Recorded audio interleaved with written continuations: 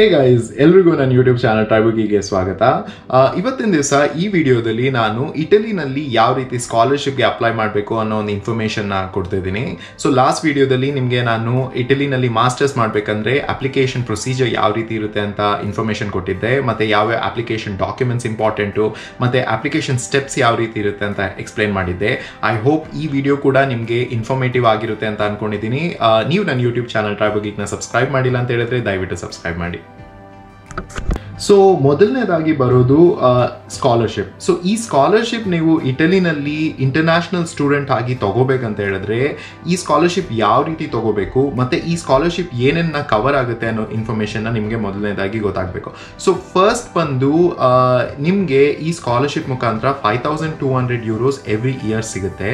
So ಈ scholarship ಜೊತೆಯಲ್ಲಿ ನಿಮಗೆ ಟ್ಯೂಷನ್ ಫೀಸ್ ವೇವರ್ ಸಿಗುತ್ತೆ. ಸೊ ಫಾರ್ ಎಕ್ಸಾಂಪಲ್ ನೀವು ಯಾವ ಯೂನಿವರ್ಸಿಟಿ ರಿಜಿಸ್ಟರ್ ಮಾಡಿದ್ರೆ ಅಲ್ಲಿ ಪರ್ಟಿಕ್ಯುಲರ್ ಟ್ಯೂಷನ್ ಫೀ ಇದೆ ಅಂತ ಹೇಳಿದ್ರೆ ನಿಮ್ಗೆ ಈ ಸ್ಕಾಲರ್ಶಿಪ್ ಸಿಕ್ತು ಅಂತ ಹೇಳಿದ್ರೆ ನೀವು tuition fee ಕಟ್ಟೋದಿರಲ್ಲ.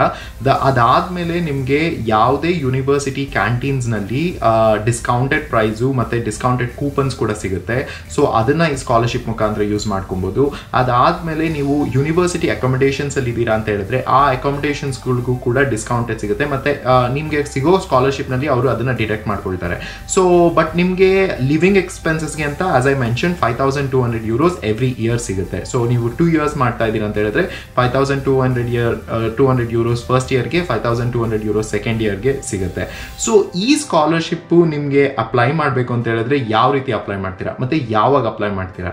Finding the scholarship. ನೀವು ಈ ಇಟಲಿಯ ಗವರ್ಮೆಂಟ್ ಸ್ಕಾಲರ್ಶಿಪ್ನ ತಗೋಬೇಕು ಅಂತ ಹೇಳಿದ್ರೆ ಯಾವ ರೀತಿ ಈ ಇಟಲಿಯನ್ ಸ್ಕಾಲರ್ಶಿಪ್ನ ಫೈಂಡ್ ಮಾಡ್ತೀರಾ ಅಂತ. ಸೊ ಫಾರ್ ಎಕ್ಸಾಂಪಲ್ ನೀವು ಒಂದ್ಸತಿ ನಿಮ್ಮ ಮಾಸ್ಟರ್ ಕೋರ್ಸ್ನ ಡಿಟರ್ಮೈನ್ ಮಾಡಿ ಯಾವ ಯೂನಿವರ್ಸಿಟಿ ಹೋಗಬೇಕು ಅಂತ ಅಂದ್ಬಿಟ್ಟು ಡಿಸೈಡ್ ಮಾಡಿದ್ದೀರಾ ಅಂತ ಹೇಳಿದ್ರೆ ಈ ಯೂನಿವರ್ಸಿಟಿ ವೆಬ್ಸೈಟ್ನಲ್ಲಿ ಆ ಯೂನಿವರ್ಸಿಟಿ ಯಾವ ರೀಜನಲ್ಲಿ ಇಟಲಿಯಲ್ಲಿರೋ 20 ರೀಜನ್ಸಲ್ಲಿ ಯಾವ ರೀಜನಲ್ಲಿ ಬರುತ್ತೆ ಅನ್ನೋದನ್ನ ನೀವು ನೋಡ್ಕೋಬೇಕು. ಸೊ ಬಿಕಾಸ್ ಎವ್ರಿ ರೀಜನ್ಗೆ ಅದರದೇ ಆದ ಒಂದು ಪರ್ಟಿಕ್ಯುಲರ್ ಸ್ಕಾಲರ್ಶಿಪ್ ಬಾಡಿ ಇರುತ್ತೆ. ಸೊ ಅವರು ನಿಮಗೆ ಸ್ಕಾಲರ್ಶಿಪ್ನ ಪ್ರೊವೈಡ್ ಮಾಡ್ತಾರೆ. ಸೊ ನೀವು ಅಪ್ಲೈ ಮಾಡಿರೋ ಯೂನಿವರ್ಸಿಟೀಸು ಯಾವ ರೀಜನಲ್ಲಿ ಬರುತ್ತೆ ಮತ್ತು ಆ ರೀಜನ್ಗೆ ಬರುವಂಥ ಸ್ಕಾಲರ್ಶಿಪ್ ಬಾಡಿ ಯಾವುದು ಅಂತ ಅಂದ್ಬಿಟ್ಟು ಚೆಕ್ ಮಾಡಿಬಿಟ್ಟು ಅದ್ರ ಪ್ರಕಾರ ನೀವು ಅಪ್ಲಿಕೇಶನ್ನ ಆ ಪರ್ಟಿಕ್ಯುಲರ್ ಸ್ಕಾಲರ್ಶಿಪ್ಗೆ ಅಪ್ಲೈ ಮಾಡಬೇಕು. ಸೊ ಈ ಅಪ್ಲಿಕೇಶನ್ ಪ್ರೊಸೀಜರ್ಸ್ ಬಂದು ಎವ್ರಿ ರೀಜನ್ಗೆ ಡಿಫರ್ ಆಗುತ್ತೆ, ಅಂದರೆ ವೆರಿ ಮೈನ್ಯೂಟ್ ಡಿಫರ್ ಆಗುತ್ತೆ. ಮತ್ತು ಈ ಡಾಕ್ಯುಮೆಂಟ್ಸ್ ಏನೇನು ಬೇಕು ಅಂತ ಹೇಳಿದ್ರೆ ಫಸ್ಟ್ ಬಂದು ನೀವು ನಿಮ್ಮ ಫೈನಾನ್ಷಿಯಲ್ ಡಾಕ್ಯುಮೆಂಟ್ಸ್ನ ಪ್ರೊವೈಡ್ ಮಾಡಬೇಕು. ಈ ಫೈನಾನ್ಷಿಯಲ್ ಡಾಕ್ಯುಮೆಂಟ್ಸ್ನಲ್ಲಿ ಫಸ್ಟ್ ಬಂದು ನಿಮ್ಮ ಫ್ಯಾಮಿಲಿನಲ್ಲಿ ಎಲ್ಲರೂ, ಅಂದರೆ ನಿಮ್ಮ ಫ್ಯಾಮಿಲಿನಲ್ಲಿ ಎಷ್ಟು ಜನ ಇದ್ದಾರೆ ಅವರವರ ಸ್ಯಾಲ್ರೀಸ್ ಅಥವಾ ಅವ್ರ ಇನ್ಕಮ್ ಎಷ್ಟಿದೆ ಅಂತ ಅಂದ್ಬಿಟ್ಟು ಒಂದು ಫೈನಾನ್ಷಿಯಲ್ ಡಾಕ್ಯುಮೆಂಟ್ ಪ್ರೊವೈಡ್ ಮಾಡಬೇಕು. ಸೆಕೆಂಡ್ ಬಂದು ನಿಮ್ಮ ಪೇರೆಂಟ್ಗೆ ಎಷ್ಟು ಪ್ರಾಪರ್ಟಿ ಇದೆ ಅಂತ ಅಂದ್ಬಿಟ್ಟು ಪ್ರಾಪರ್ಟಿ ಡಾಕ್ಯುಮೆಂಟ್ನ ಪ್ರೊವೈಡ್ ಮಾಡಬೇಕು.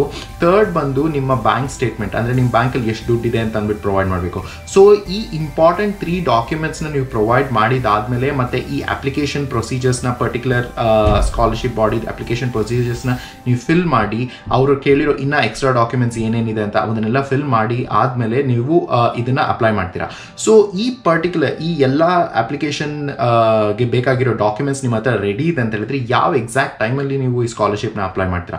ಯೂಶಲಿ ಈ ಸ್ಕಾಲರ್ಶಿಪ್ ಬಂದು ಮೇ ಅಲ್ಲಿ ಓಪನ್ ಆಗುತ್ತೆ. ಸೊ ಎವ್ರಿ ಇಯರ್ ನೀವು ಫಾರ್ ಎಕ್ಸಾಂಪಲ್ ಆ ಪರ್ಟಿಕ್ಯುಲರ್ ಇಯರ್ ಸೆಪ್ಟೆಂಬರ್ ಇಂಟೇಕ್ಗೆ ಅಪ್ಲೈ ಮಾಡ್ತಿದ್ದೀರಾ ಅಂತ ಹೇಳಿದ್ರೆ ಮೇ ಅಥವಾ ಜೂನಲ್ಲಿ ನಿಮಗೆ ಈ ಸ್ಕಾಲರ್ಶಿಪ್ದು ಅಪ್ಲಿಕೇಶನ್ ಓಪನ್ ಆಗುತ್ತೆ. ಸೊ ಇದನ್ನು ನೀವು ಯೂನಿವರ್ಸಿಟಿ ಅಕೌಂಟ್ ಮುಖಾಂತರನೇ ಚೆಕ್ ಮಾಡಬೇಕು ಯಾವ ಸ್ಕಾಲರ್ಶಿಪ್ ಬಾಡಿ ಅಂತ ಅಂದ್ಬಿಟ್ಟು. ಇದೆಲ್ಲ ಪ್ರೊಸೀಜರ್ಸ್ನ ನೀವು ಫಾಲೋ ಮಾಡಿ ಅಪ್ಲೈ ಮಾಡಿದ್ರಿ ಅಂತ ಹೇಳಿದ್ರೆ ನಿಮಗೆ ಈ ಅಪ್ಲಿಕೇಶನ್ ಪ್ರೊಸೀಜರ್ಸ್ನ ಅವರು ಚೆಕ್ ಮಾಡ್ತಾರೆ. ಚೆಕ್ ಮಾಡಿಬಿಟ್ಟು ನೀವು ಎಲಿಜಿಬಲ್ ಇದ್ದೀರಾ ಅಂತ ಹೇಳಿದ್ರೆ ನಿಮಗೆ ಸ್ಕಾಲರ್ಶಿಪ್ನ ಅವಾರ್ಡ್ ಮಾಡ್ತಾರೆ. ಸೊ ಇದು ಫಸ್ಟ್ ಇಯರಲ್ಲಿ ನೀವು ಮಾಡೋದು. ಸೆಕೆಂಡ್ ಇಯರಿಗೆ ಏನಾಗುತ್ತೆ ಅಂತ ಹೇಳಿದ್ರೆ ಮತ್ತೆ ಈ ಸ್ಕಾಲರ್ಶಿಪ್ಗೆ ನೀವು ಅಪ್ಲೈ ಮಾಡಬೇಕು. ಸೊ ಅವಾಗ ಏನಾಗುತ್ತೆ ಅಂತ ಹೇಳಿದ್ರೆ ನೀವು ಪರ್ಟಿಕ್ಯುಲರ್ ರೀಜನ್ ಬೇಸ್ಡ್ ಸ್ಕಾಲರ್ಶಿಪ್ಗೆ ಪರ್ಟಿಕ್ಯುಲರ್ ಸ್ಕಾಲರ್ಶಿಪ್ ಬಾಡಿ ಇರುತ್ತಲ್ಲ ಅವ್ರಿಗೆ ಅವ್ರದೇ ಆದ ಒಂದು ಪ್ರೊಸೀಜರ್ಸ್ ಇರುತ್ತೆ. ಸೊ ಫಸ್ಟ್ ಬಂದು ಕ್ರೆಡಿಟ್ ಬೇಸ್ಡ್. ಸೊ ನೀವು ಮಾಸ್ಟರ್ಸ್ ಮಾಡ್ತಾ ಇದ್ದೀರಾ ಅಂತ ಹೇಳಿದ್ರೆ ಆಗ ಎಷ್ಟು ಕ್ರೆಡಿಟ್ಸ್ ನಿಮಗೆ ಮಾಸ್ಟರ್ಸ್ನಲ್ಲಿ ಸಿಕ್ಕಿದೆ ಅನ್ನೋದು ಇಂಪಾರ್ಟೆಂಟ್ ಆಗುತ್ತೆ. ಸೊ ಅವ್ರಿಗೆ ಎಲಿಜಿಬಿಲಿಟಿ ಕ್ರೈಟೀರಿಯಾದಲ್ಲಿ ಇಷ್ಟು ಕ್ರೆಡಿಟ್ ಆ ಸ್ಟೂಡೆಂಟ್ ತೊಗೊಂಡಿರಬೇಕು ಅಂತ ಇರುತ್ತೆ. ಸೊ ಆ ಕ್ರೆಡಿಟ್ಸ್ ನಿಮ್ಮ ಹತ್ರ ಇದೆ ಅಂತ ಹೇಳಿದ್ರೆ ಆಗ ನೀವು ಎಲಿಜಿಬಲ್ ಇರ್ತೀರಾ ಆ ಸ್ಕಾಲರ್ಶಿಪ್ಗೆ ಅಪ್ಲೈ ಮಾಡೋಕ್ಕೆ. ಸೊ ಇದು over all scholarship procedure. So to summarize ನಿಮಗೆ ಯಾವ ರೀತಿ ಅಪ್ಲೈ ಮಾಡ್ತೀರಾ ಅಂತ ಹೇಳಿದ್ರೆ ಫಸ್ಟ್ ನೀವು ಯೂನಿವರ್ಸಿಟಿ ಸೆಲೆಕ್ಟ್ ಮಾಡಿದಾಗ ಮಾಡಿದಾಗ ಆ ಯೂನಿವರ್ಸಿಟಿ ಯಾವ ರೀಜನಲ್ಲಿ ಬರುತ್ತೆ ಅನ್ನೋದನ್ನ ಚೆಕ್ ಮಾಡಬೇಕು.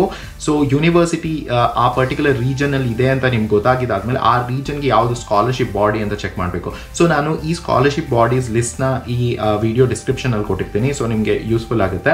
ಅದಾದಮೇಲೆ ಆ ಪರ್ಟಿಕ್ಯುಲರ್ ಸ್ಕಾಲರ್ಶಿಪ್ ಬಾಡಿದ ಅಪ್ಲಿಕೇಶನ್ ಪ್ರೊಸೀಜರ್ಸ್ ಏನಿದೆ ಅಂತ ಚೆಕ್ ಮಾಡಿ ಅವರ ಡಾಕ್ಯುಮೆಂಟ್ಸ್ನ, ನೀವು ಫೈನಾನ್ಷಿಯಲ್ ಡಾಕ್ಯುಮೆಂಟ್ಸ್ ಎಲ್ಲ 3 ಡಾಕ್ಯುಮೆಂಟ್ಸ್ ಕೂಡ ಅಪ್ಲೋಡ್ ಮಾಡಿದಾದ್ಮೇಲೆ ನೀವು ಆ ಪ್ರಾಸೆಸ್ಸಲ್ಲಿ ಇರ್ತೀರಾ. ಸೊ ಅದಾದಮೇಲೆ ನೀವೇನಾದರೂ ನಿಮ್ಮದು ಅಪ್ಲಿಕೇಶನ್ ಸೆಲೆಕ್ಟ್ ಆಯಿತು ಅಂತ ಹೇಳಿದ್ರೆ ನಿಮಗೆ ಸ್ಕಾಲರ್ಶಿಪ್ ಅವಾರ್ಡ್ ಮಾಡ್ತಾರೆ.